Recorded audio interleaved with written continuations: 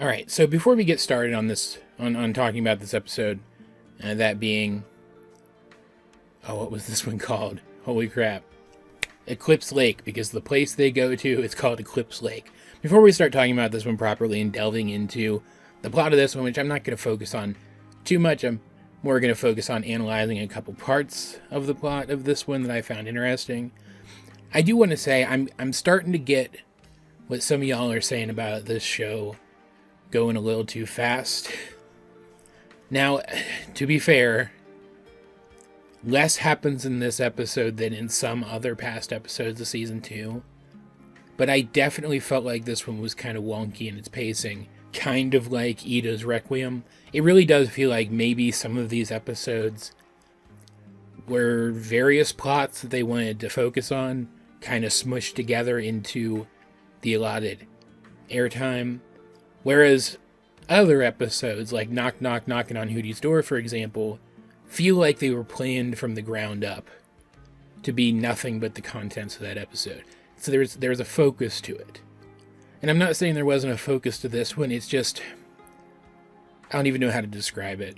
Like, there's a scene in this episode where we get a better look at how Bellows manipulates Hunter. And, like, yeah, it lends context to Hunter's actions in this specific episode. But for whatever reason, that whole scene tonally felt disconnected from the rest of the episode to me. And I understand why they did it. I understand why they portrayed Bellows the way they did in that particular scene. I'm going to talk about that in a minute. I don't know. I would have expected Hunter's reaction to Bellows in this episode to come from Bellows, I don't know, treating him more like he did the last time we saw them together, for example. But at the same time, I fully acknowledge that that could be what they're going for here. Maybe that scene was supposed to feel off tonally. Maybe we were supposed to feel kind of like Hunter did, unsure of what exactly was happening. Because that was an aspect of his reaction. He definitely didn't believe the words coming out of Bellows' mouth and felt very off-kilter after their conversation. I also kind of feel like cramming Ida and King experimenting with their new powers into an episode with a plot about Amity trying to be a good girlfriend to Luce and help Luce in her learning about the door and discovering the way home, and treating them like the A and B plots that we saw in previous episodes that are mostly kept separate, but cramming them together and having them happen at the same time in the same locations made these various characters feel very disconnected from each other in an endeavor where they were supposed to be working together.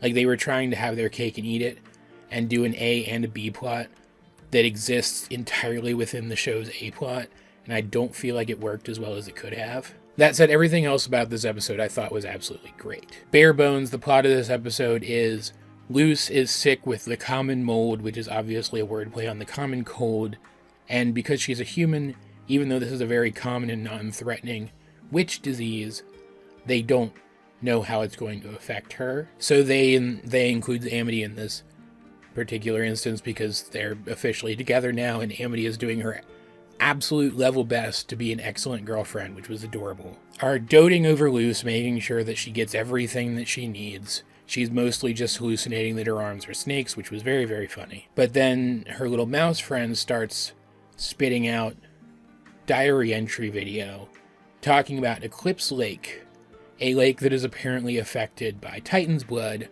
that reflects images of the other world depending on which world you're in. And if you can figure out how to navigate through the lake in the right way, you can apparently maneuver between the two worlds. And also just generally, Titan's blood is a thing that can be found there. Titan's blood being that stuff that can create leaks between the two realms. And like, yeah, this particular entry is Philip talking about stories that he heard about this place.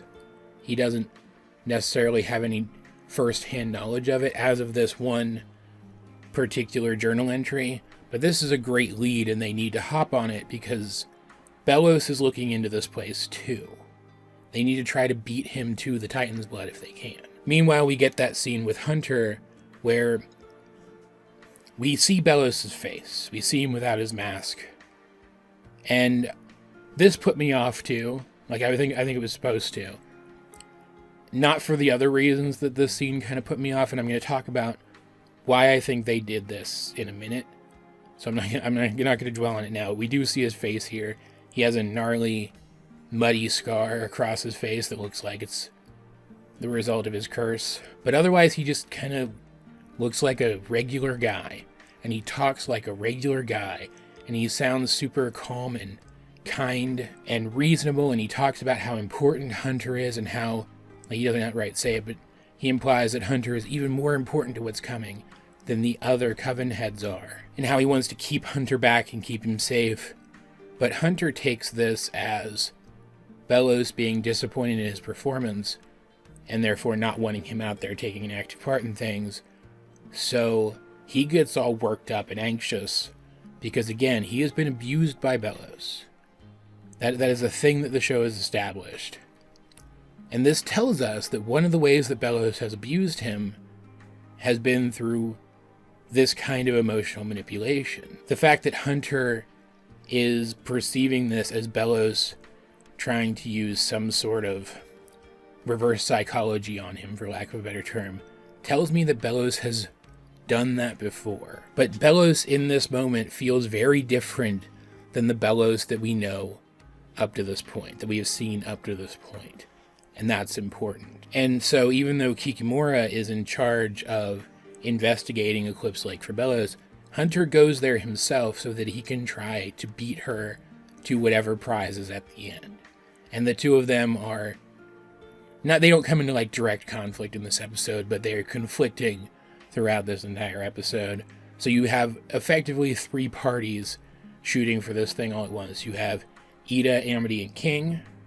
You have Hunter, and you have Kikimora, the various palace guards. I think they had some Abomatrons mixed in there too. I don't really remember. It doesn't really matter. But as they are making their way through, the mouse spits out the next journal entry. Philip has now investigated the place, and it turns out that what they thought was Titan's blood is actually Fool's blood, which is incredibly unstable and dangerous. And the implication being that at some point, this instability did cause destruction within the caverns leading to Eclipse Lake, which means the caverns are unstable, and it is dangerous just to try and go there. And all throughout this, Luce and Amity have been using little Tamagotchi things to text each other back and forth. It's very cute, but Amity has no idea what Luce has been saying to her, and Luce has no other way to get information to Amity, so she's not able to warn her of what might be coming. And it turns out, in the end, the lake is dried up anyway. There isn't even any Titan's blood here. And on top of that, the specific reason that Bellos needs Titan's blood is because the key to the door has Titan's blood in it. That's how it works. And Amity has the key right now for safekeeping, which means the key is there with Hunter and Kikimora. But it's Hunter who beats everyone else there, with Amity coming up second, and the two of them actually do relate to each other for a little while. You could tell they have a lot in common. They both face very lofty expectations from their families. But in the end, Hunter still feels desperate to prove himself to Bellos, so the two of them fight, basically to a standstill. And he gets the key, but he also revealed that the key had Titan's blood in it, so Amity is able to break it and get some of the Titan's blood to take back home. And that is the most basic plot summary I can give you guys. I didn't even talk about Ida's plot, where she's trying to work out a deal with the Owl Beast so that she can use her harpy form at will. I didn't even talk about King trying new ways to use his newly found powers. I didn't even talk about the very minor subplot of Hootie, Willow, and Gus discovering human music that was absolutely hilarious, or any of the really cool scenes that often went along with that plotline of characters just chilling with their palismans, and their palismans just being part of their lives. But can you understand why I feel like this episode might have been a little overcomplicated? Like, they just shoved a bunch of stuff in here to make use of that stuff. Like, I do kind of like that some of these recent episodes have been treating Kikimora as like a Saturday morning cartoon villain who keeps being thwarted and humiliated by our heroes and or the rivals within her own faction, but at the same time playing that more straight, whereas she is genuinely worried for her job and or her life if she continues to fail. I like that, but I don't know that that necessarily had to be an element in this episode. If they really were trying to portray Bellows as the kind of person who emotionally manipulates people, then just having him emotionally manipulate Hunter into going to this place that maybe Bellows knows is dangerous to get this thing would have worked. But at the same time, if they're plotting, if the plot of the series is heading towards Hunter being super important to Bellows, I can understand why they can't do that. Which is why the use of Bellows as an emotional manipulator in this episode specifically, I don't think works. I think it would have fit better somewhere else. Because if Bellows has used the kind of emotional manipulation that Hunter seems to be perceiving this as in the past, you would think he would recognize that he might actually be compelling Hunter to do something reckless. And I do feel like that's the implication here. I do feel like that makes sense. So I don't really understand his behavior. But everything else here works. Ida trying to figure out how to transform into the Harpy herself at will, and realizing that she has to make a pact with the creature was very cool, and lends credence to what I was thinking in last episode, that they're drawing inspiration from Naruto for her arc this season. Which means we can kind of predict how the arc might go, and it's very interesting. And I like that when we see Bellows without his mask on for the first time, it's this kind of no big deal situation. It's treated like it's no big deal, and yet it still feels so odd. Because this is clearly not how most villains tend to have their faces revealed if their faces are hidden from the audience, right? Like, I'm going to use Avatar: The Last Airbender as an example because this show, it seems to like to use Avatar: The Last Airbender as an example, and we'll talk about that in a second. In that show, it took us forever to get a good look at the Fire Lord's face.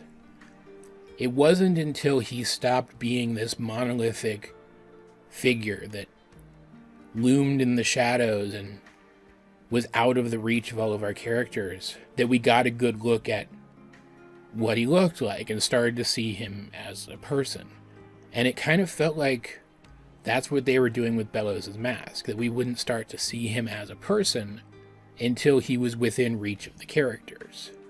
That they had started to form a more personal relationship with him. But Hunter already has a personal relationship with Bellows, and by revealing him this way and showing how different he acts without the mask on, creates this contrast between these different versions of Bellows. The violent and outwardly and obviously abusive version of Bellows, and then the version of Bellows that smooths all that over, so that he can keep abusing you in the future. It makes him so much more insidious than just the cackling mad Fire Lord, who is fine. He's a fine villain. He served that story well, because the main purpose of Fire Lord Ozai was to be a final obstacle for Aang to overcome, and to force Zuko and Azula into the positions that they were in throughout the series, right? That was his purpose. The purpose for Bellows is clearly something different. And I like it. I like how they're portraying him. He feels less cartoonishly evil and more like humanly evil. Like the kind of evil you might experience in your own life. It makes him so much more terrifying because, like, how many genocidal dictators are you going to bump into on the street, right? But how many Bellowses have you? You have no way of knowing. And Amity trying to be the best possible girlfriend to Luce, and even letting Hunter use that against her briefly, making her doubt herself, I thought was a really cool moment for her character, because it shows how much she's grown. She used to be this person that, granted, it was because her family pushed her into it. She mostly thought of herself first. And now she is going so far out of her way to think about the well-being and the needs of another person. That was really cool. And also, holy crap, she's strong. And also, holy crap, they're building very clear parallels between her and Katara from Avatar. Like, they already built some parallels between Hunter and Zuko. There were some scenes back during his interactions with Luce that were very clearly meant to be reminiscent of some Zuko scenes. And here in this episode, in Eclipse Lake, they create some very clear visual parallels between the interactions here between Hunter and Amity and some interactions in Avatar between Zuko and Katara. They even have at one point Amity slurp some of her abomination goo back into a little jug on her hip, the same way that Katara would always slurp her water back in after she was done fighting with it. Like, it's obvious that this is intentional, that they're very clearly trying to draw these parallels, which I think is why the fact that Belos is very clearly not a transparent and obvious parallel for Ozai is so jarring. Because I know Avatar so well that seeing these other Avatar parallels, I just kind of started to expect them from all of the similarly archetypical characters, if that makes sense. There's also some lore stuff in the background of this episode that I'm definitely going to talk about at some point, but I'm not going to get into it here. It's just, there was a lot here. There was a lot going on in this episode, and I liked it. What we got, I liked it a lot. I don't know. I feel like it could have been organized better. This is never going to be my favorite episode of the show, but I do think it's a good one. Not a great one, but not like a bad or even okay one either. It's just, it's good. It's a good episode. And if nothing else, for all of its clunkiness, it did further the story of the season. And like, I'm not going to complain about that because I'm interested in this story. Also, I feel like I have to mention, because I didn't actually, give my thoughts on it when I was summarizing the episode, but the idea of the portal, like the natural portal between two worlds being a lake that reflects something from the other world instead of your own, that's cool. That's a really cool mental image. Just throwing it out there. Makes me wonder if it's like a reference to something that I'm just not getting. I'll have to look into that. All that said, though, guys, what do you think of the Owl House episode Eclipse Lake if you have seen it? Let's get a discussion going in the comments section down below. And while you're down there, you might as well like the video, share it with anyone else you think would enjoy my content, subscribe if you haven't. You can also check out the various links to my social medias, as well as to the many ways you can help out the channel. Those will be in the video description. But either way, this has been AJ22, and I will talk to you guys later.